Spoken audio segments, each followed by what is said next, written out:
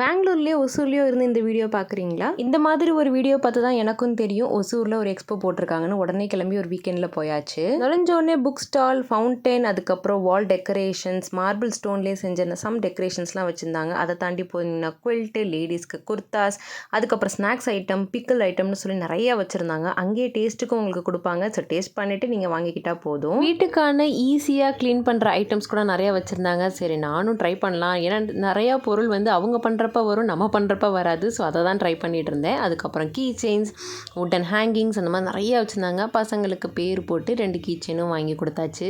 ஸ்டால்ஸ்ன்னு கேட்டிங்கன்னா ரொம்ப கம்மி தான், பட் இருந்தது கொஞ்சம் நல்லா இருந்துச்சு. ஓவர் ப்ரைஸ்டாக சொல்கிறாங்க. கண்டிப்பாக நீங்கள் போனீங்கன்னா பார்கெயின் பண்ணி வாங்குங்க. வரும்போது நிறைய பீங்கான் அழகழகாக வச்சுருந்தாங்க. ரொம்ப அழகாக இருந்துச்சு. பட் வாங்கிறதுக்கான மூடு எதுவுமே இல்லை. அப்படிப்பட்ட பொருளும் என் கண்ணில் தென்படலை.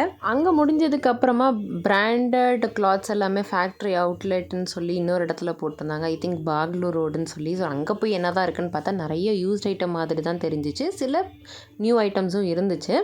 பட் தேடி எடுத்திங்கன்னா ஒர்த் தி ப்ரைஸ் தான். ஏன்னா நீங்கள் வெளில வாங்கினீங்கன்னா 500 இருக்கிறது இங்கே 300 ருபீஸ்னு போட்டிருந்தாங்க. பட் எல்லாம் வாங்குற மாதிரி இல்லை. லேடி செக்ஷனில் போய் என்னென்ன கலெக்ஷன் இருக்குதுன்னு சும்மா என்னென்ன ஃப்ராக்கெல்லாம் போட்டிருந்தாங்க. இதெல்லாம் 500 600ன்னு நினைக்கிறேன். ஸோ அதை தான் வச்சு பார்த்துட்டு இருந்தேன். இந்த ஸ்கர்ட் அண்ட் டாப்ஸ் தான் வாங்கியிருந்தேன்.